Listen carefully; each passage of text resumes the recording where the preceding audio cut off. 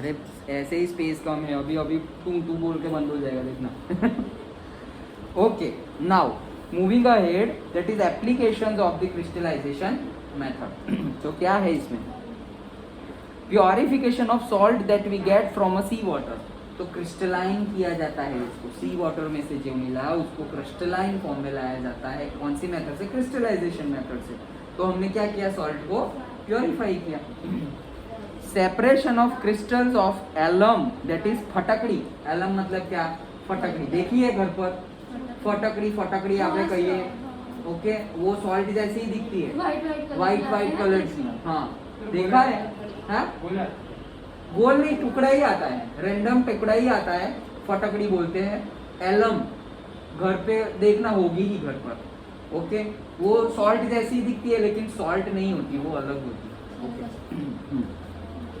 Now so crystal में से, उसमें से इम्प्योर सैंपल्स निकालने के लिए भी ये यूज होता है। Okay, now thus by choosing one of the above methods according to the nature of the components of a mixture, we get a pure substance.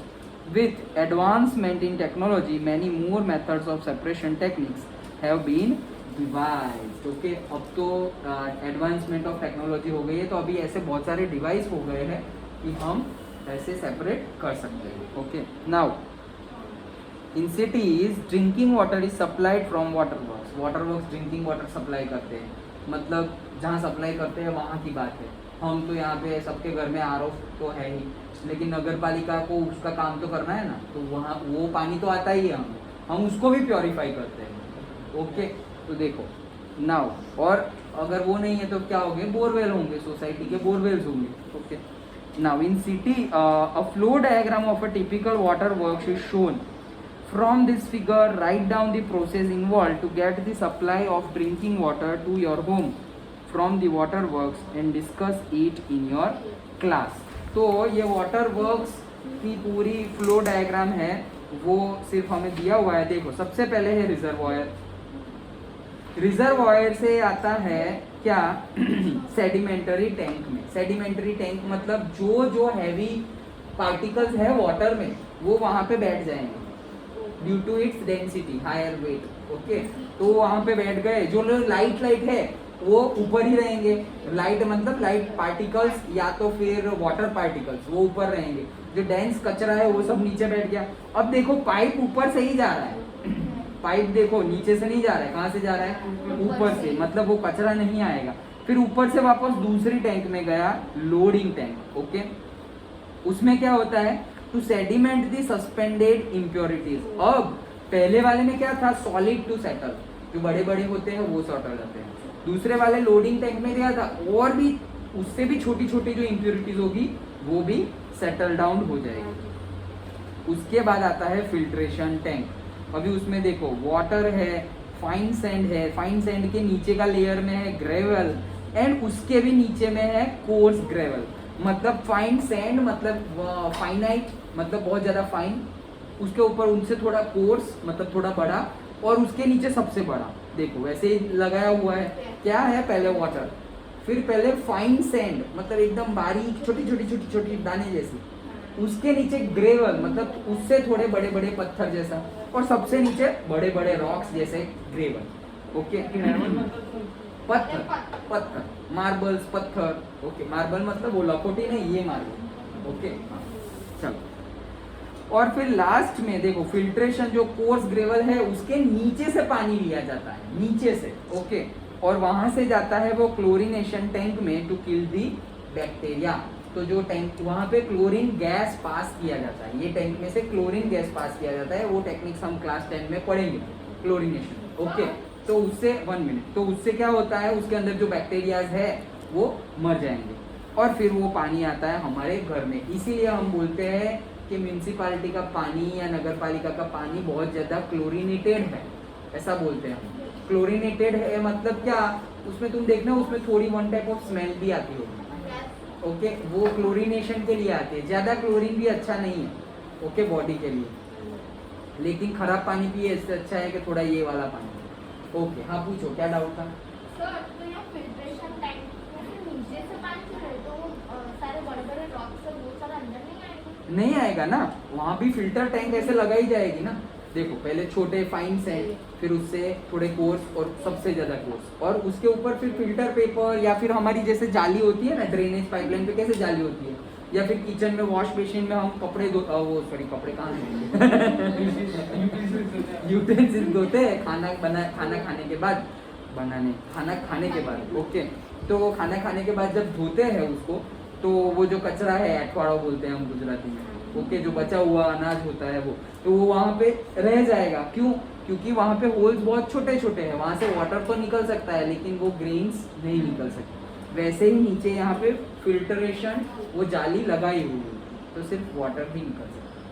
Okay, तो ये नेचुरल फिल्ट्रेशन है, नेचुरल फिल्ट्रेशन, नेचुरल एकदम, RO RO नहीं, natural. यहाँ पे कहीं पे कोई भी टाइप का प्रेशराइज इलेक्ट्रिसिटी यहाँ पे दी नहीं जाती, सिर्फ पानी फ्लो होता है वहाँ, ज़्यादा से ज़्यादा वाटर पंप यूज होता है, अदरवाइज नो एनर्जी। ओके, तो ये देखो इसमें टाइम लगता है। तुम आरओ चालू करोगे और तुम्हें बोलेंगे कि अभी 1 लीटर पानी भर दिया, अभी ये मेथड से तुम्हें क्लीन वाटर चाहिए तो उसमें टाइम लगता है। अंडरस्टूड? ओके, सो किसी के पास टाइम ही नहीं है ना, पैसे है इसलिए हम पैसे खर्च कर सकते हैं, लेकिन हम ऐसा जो सिंपल वाला टेक्निक है वो यूज़ नहीं करते। ये प्रोसेस होती है, इसके बेस पे आरओ फिल्टर भी आरओ फिल्टर नहीं बोलते उसको, नेचुरल फिल्टर भी मिलते हैं बाजार में, और मतलब 1000-2000 रुपीज में मिलते हैं। ओके, और वो हमारा आरओ फिल्टर होता है 6, 7, 8, 9 वैसा, लेकिन ये नेचुरल होता है। और वो आरओ फिल्टर का तो वो जो कार्ट्रिज होता है वो चेंज भी करना पड़ता है। ऑस्मोसिस हमने देख लिया है सेल वाले चैप्टर में। ओके, वो अभी थोड़ा बाकी है, लेकिन जो ऑस्मोसिस तो हमने देख लिया है, वाटर अंदर बाहर जाता है हाई प्रेशर से लो प्रेशर की तरफ। ओके, हाँ, फिफ्थ चालू करेલું એ તો પાછું ભણાવીશ। એટલે આપણે ડાયરેક્ટ ટેપનું પાણી નથી પીતા। ઓકે, એટલે જ પછી આપણે શું કરીએ છીએ કે આરઓ ફિલ્ટર ને એવું લગાવીએ છીએ। અંડરસ્ટુડ? બટ એ સસ્તું છે। તમે ગામડામાં જાઓ, સપોઝ કે આ ઇલેક્ટ્રિસિટી નથી, ઓકે, કે ઓછા ટાઈમ માટે છે, બહુ લાઇટ જાય છે, તો ત્યાં આરઓ પાણી કેવી રીતે પીવાના ઘડી ઘડી, તો ત્યાં તમે આવું ફિલ્ટર લગાવી શકો છો। સપોઝ તમે રેઇન વોટર હાર્વેસ્ટિંગ લગાવ્યું તમારું, તો રેઇન વોટર હાર્વેસ્ટિંગ તો રેઇન તો કેવું પાણી તો બધું મેલ ડર્ટ વાળું હોય, ક્લે ડર્ટ, ઓકે, કેટલા બધા અંદર ઇમ્પ્યોરિટીઝ હોય, તો એને ક્લીન કરવું પડે। એ બધું તમે જો આરઓ વોટરથી ક્લીન કરો તો તમે રેઇન વોટર ને આરઓ વોટર બનાવ્યું તો એ તો ખર્ચો ઇલેક્ટ્રિસિટી કેટલી છે। તો પછી રેઇન વોટર હાર્વેસ્ટિંગ હોય ને ત્યાં તમારે આવા ટાઈપનું ફિલ્ટ્રેશન યુઝ કરવું પડે। પેલું તમે કરશો તો મોંઘું પડી જશે। તમે પાણી બચાવવા, પાણીના પૈસા ના લાગે એટલે તમે રેઇન વોટર હાર્વેસ્ટિંગ કર્યું ને પાછું ઇલેક્ટ્રિસિટીનું બિલ વધારે ભરવાનું, તો ફાયદો જોવાનો કે ક્યાં ફાયદો થાય। પછી ત્યારે ત્યાં वो जगह पे हमें वो आरओ फिल्टर नहीं लगाना है, ऐसे फिल्टर लगाना है। Understood? Okay, now next physical and chemical change. Okay, physical and chemical change, चलो तो वो देखते हैं। In the previous chapter we have learned about a few physical properties of matter. The properties that can be observed and specified like colour, hardness, rigidity, fluidity, density, melting point, boiling point, etc. are physical properties। तो याद रखना क्या क्या है physical properties. पहले तो दिखनी चाहिए colour, hardness, density, melting point, boiling point, ये सब कुछ याद रखना। ओके, ये सारी है physical properties. Now the interconversion of states is a physical change because these change occur without a change in composition and no change in the chemical nature of the substance। मतलब कि ये जो change होता है वो physical change है। क्यों? क्योंकि केमिकल चेंज उसमें इन्वॉल्व नहीं है, केमिकल चेंज नहीं हो रहा है। H2O लिक्विड है, वो कौन से टेम्परेचर पे H2O गैस बनेगा? सर क्या 1? H2O लिक्विड है, वो H2O गैस कौन से टेम्परेचर और कौन से प्रेशर पे बनेगा? -183। कहाँ से ले आएगी? ये तो कल हमने ऑक्सीजन का देखा था। और वो भी हाँ 100 डिग्री सेल्सियस। क्या सोच रहे हो तुम लोग? वही होगा, लिक्विड से गैस का होगा वो है। मैंने क्या बोला? H2O लिक्विड से H2O गैस बन रहा है, मतलब लिक्विड से गैस बन रहा है, मतलब बॉइलिंग हो रहा है, वेपोराइजेशन हो रहा है, तो वो तो हमें पता ही है 100 डिग्री सेल्सियस एंड 1 बार और 1 एटमॉस्फेयर। ओके चलो, तो नाउ केमिकल चेंज नहीं हो रहा, मतलब क्या बताना चाह रहे हैं कि वो H2O गैस था, H2O लिक्विड था, केमिकल तुमने हीट एनर्जी दी और वो चेंज हो गया, उसका फिजिकल स्टेट चेंज हो गया। मतलब लिक्विड बॉटल में भर सकते थे, अब स्टीम को क्या बॉटल में थोड़ी भरोगे, मतलब वेसल में भर सकते हैं, बट उतनी ज्यादा थोड़ी अमाउंट, मतलब लिक्विड का पर्टिकुलर शेप वो कंटेनर का शेप ले लेगा, स्टीम भी ले लेगा, बट 1 लीटर बॉटल में ज्यादा लिक्विड होगा और 1 लीटर की बॉटल में कम स्टीम होगी। कल हमने डिस्कस किया था, इसीलिए एरोस्पेस में या जो फ्यूल यूज करते हैं स्पेस में या एरो में, मतलब एरो में मतलब कि यहाँ की हमारी एविएशन इंडस्ट्री में, एविएशन इंडस्ट्री मतलब प्लेन, हेलीकॉप्टर एंड ऑल, वहाँ पर हम सॉलिड फ्यूल यूज करते हैं, but not all the places. Okay, जहाँ तक हो सके वहाँ तक लिक्विड यूज करते हैं, स्पेस में जनरली हम सॉलिड यूज करते हैं। क्यों? क्योंकि अच्छा है ना, ज्यादा क्वांटिटी लेके जाएंगे वहाँ, तो कितने दिनों का और कितने महीनों का काम होता है। ओके, ऐसा थोड़ी कि एक बार गए, चलो ये कर लिया, टाटा बाय बाय, वापस आ गए, नहीं तो खर्चा कितना महंगा पड़ेगा। ओके, एक बार जाने में ही कितना खर्चा होता है, एक लॉन्चिंग पैड, तुम सैटेलाइट में बैठ के ऊपर गए और वापस आना है, तो वो खर्चा वर्दी होना चाहिए, उतने दिन तो तुम्हें वही रहना ही है। ओके, सुनीता विलियम स्टोरी तो पढ़ ली ना तुमने इंग्लिश में? हाँ चलो, now although ice, water vapor all look different, ice, water and water vapor सभी different दिखते हैं, okay, and display different physical properties, they are chemically the same। physical properties भी different है, different लगते हैं ना, दिखने में भी अलग है, okay, सब तरह से अलग है, फिर भी केमिकल कंपोजिशन सेम है। H2O सॉलिड होगा, आइस होगा तो भी उसका भी chemical formula H2O, and liquid होगा उसका भी केमिकल फॉर्मूला क्या है H2O, एंड गैस होगा उसका भी केमिकल फॉर्मूला क्या है H2O। नाउ हाँ हाँ now both water and cooking oil are liquid but their chemical characteristics are different. Okay, अब देखो, वाटर खाना बनाने में हम यूज करते हैं, ओके, कुकिंग ऑयल वो भी हम खाना बनाने में यूज करते हैं, दोनों ही लिक्विड भी है, लेकिन केमिकली दोनों डिफरेंट है। कुकिंग ऑयल को जला सकते हैं, वाटर को थोड़ी जला सकते हैं। ओके चलो, तो केमिकल फॉर्मूला दोनों के डिफरेंट है। They differ in odour and inflammability, दोनों की स्मेल अलग है। ओके, वाटर को तो हम ऑर्डरलेस ही बोलते हैं, उसमें से स्मेल नहीं आती, फिर भी आती है, क्यों? क्योंकि हमारा वाटर प्योर नहीं होता इसलिए। एंड इनफ्लेमेबिलिटी, इनफ्लेमेबिलिटी के कैसे जलो, कितने टेम्परेचर पे फ्लेम बनना स्टार्ट हो जाएगा, इग्निशन स्टार्ट हो जाएगा, सबका डिफरेंट होता है। वाटर का तो इग्निशन ही स्टार्ट नहीं होता, वो तो वेपोराइजेशन में कन्वर्ट हो जाता, मतलब उसका फेज चेंज हो जाता है। Okay, now we know that oil burns in air whereas water extinguish fire. देखा, वही बताया, एक्सटिंग्विश मतलब बंद करना। ओके, मतलब ऑयल तो जलता है और पानी तो जले को बुझाने के लिए यूज होता है। तुम देखो वाटर कितना एक्स्ट्रा ऑर्डिनरी है, बनता कैसे है H2O, मतलब हाइड्रोजन गैस और ऑक्सीजन गैस इकट्ठा होके बनेगा पानी।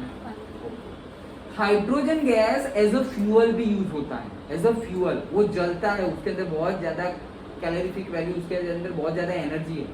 किसके अंदर? हाइड्रोजन गैस में। सन क्या है? हाइड्रोजन और हीलियम गैस के बना हुआ है पूरा, और कंटिन्यूअस कंबशन चल रहा है सन का, वहीं से इतनी ज्यादा एनर्जी निकल रही है और वहीं से इतनी ज्यादा लाइट निकल रही है। Okay, so hydrogen we can use as a fuel, तो hydrogen as a we can use as a fuel. Oxygen के बिना कंबशन होगा नहीं, ऑक्सीजन के बिना कंबशन होगा नहीं, हमने नेसेसरी कंडीशन पढ़ ली थी, वो भी क्लास 8 में कंबशन चैप्टर में। 3 नेसेसरी कंडीशन, क्या क्या? कंबशन के लिए क्या जरूरी है? ऑक्सीजन एयर मतलब एयर मतलब ऑक्सीजन फिर सर શું જરૂરી છે કમ્બશન માટે ખુશી ऑक्सीजन के बिना कंबशन नहीं होगा ठीक है फिर और क्या चाहिए एनर्जी मतलब कहाँ से मिलेगी वो ये कितना सोच रहे हो यार याद नहीं आ रहा क्या नहीं आता तुम लोगों को गर्म कर दूंगा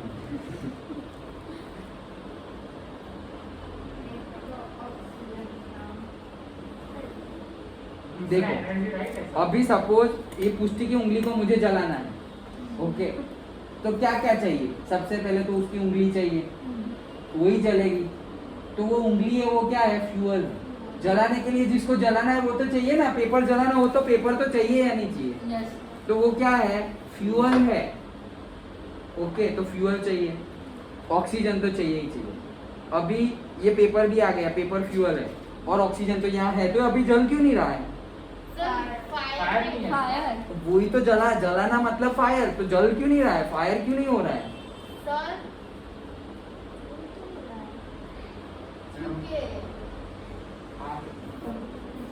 उसको हीट चाहिए हाँ। और हीट देने से होता क्या है और सारे सब्सटेंस का इग्निशन टेम्परेचर होता है जलने का टेम्परेचर सारे ही सब्सटेंस का इग्निशन टेम्परेचर होता है हमारी बॉडी का भी होता है तुम गैस पे हाथ रखोगे तो जलने नहीं लगेगा पहले तो वो गरम गरम लगेगा उसका भी तुम हटा लोगे तो जलेगा ही नहीं ओके लेकिन सारी चीज का इग्निशन टेम्परेचर होता है means the temperature at which substance starts to combustible और कंबशन ओके कंबशन स्टार्ट होता है जलना स्टार्ट होता है वही कंबशन टेम्परेचर इग्निशन टेम्परेचर और उसी प्रोसेस को कंबशन बोलते हैं तो फ्यूअल चाहिए ऑक्सीजन चाहिए एंड इग्निशन या तो फिर हीट चाहिए स्पार्क चाहिए हीट चाहिए व्हाटएवर तुम्हें इग्निशन टेम्परेचर को रीच करना है ओके याद आ गया चलो लास्ट में याद आ गया गुड नाउ तो ये तीन चीज चाहिए तो मैं क्या बता रहा था H2O तो H2O में H2 as a fuel use होता है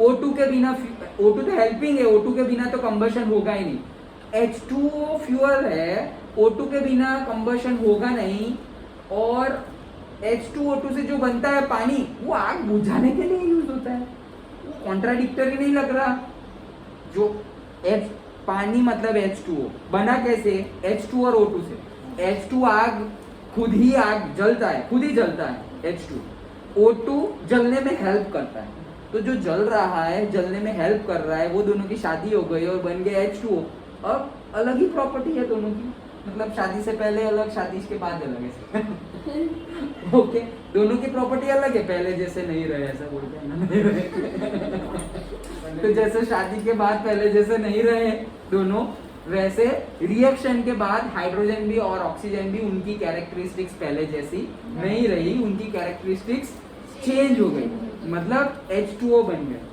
ओके तो H2O की कैरेक्टरिस्टिक्स बुझाने वाली है जलाने वाली नहीं है ओके चलो now it is this chemical property of oil that makes it different from water यही केमिकल प्रॉपर्टी है जो वाटर को उससे अलग करती है क्योंकि वो जलता है वाटर जलता नहीं है burning is a chemical change जो बर्निंग होता है वो एक केमिकल चेंज है इक्वेशन आएंगे या क्वेश्चंस आएंगे what is physical change and what is a chemical change rusting of iron sir chemical change हाँ tearing of paper sir physical change physical change sir हो गया Yes, sir. अच्छा love बोलो चलो अब क्या फिजिकल केमिकल बोथ लव क्या है फिजिकल चेंज या केमिकल चेंज केमिकल चेंज अरे पूरी दुनिया चेंज हो जाती है ओके चलो दोनों होता है फिजिकल चेंज है केमिकल चेंज ओके नहीं पूछेंगे हम मेरे जैसे हो तो पूछ लेंगे हाँ ओके चलो now during this process one substance reacts with another to undergo a change in chemical composition Chemical change brings change in the chemical properties of a matter and we get new substance. यही चीज है H2O और oxygen मिल के एक नया substance बना है H2O. H2 की प्रॉपर्टी डिफरेंट है, O2 की प्रॉपर्टी डिफरेंट है, और जो नया बना है H2O उसकी प्रॉपर्टी भी डिफरेंट है. Okay. A chemical change is also called a chemical reaction. So chemical change को ही क्या बोलते हैं हम? Chemical reaction. ओके. हम पढ़ेंगे 10th का first chapter. Chemical reactions and equations. Yeah. During burning of a candle, कितना टाइम हुआ? 20 मिनट हो गई. चलो बाय बोल दो, फिर वापस दूसरा चालू करेंगे. Okay bye.